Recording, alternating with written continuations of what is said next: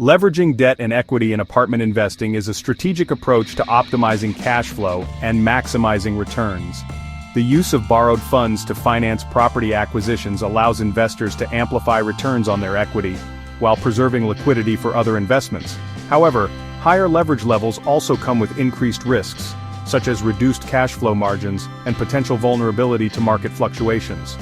Understanding the impact of leverage on cash flow, returns, and risk management helps investors make informed financing decisions.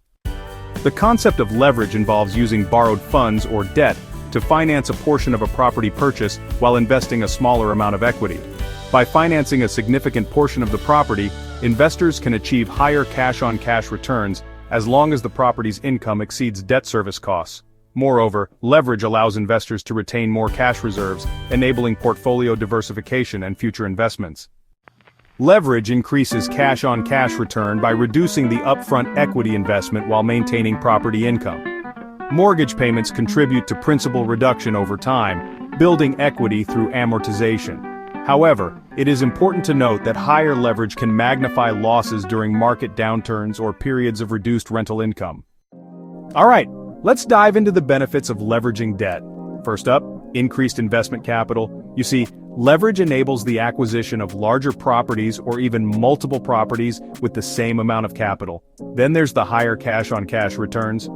Borrowed funds reduce the investor's equity contribution, which in turn increases the return on invested capital.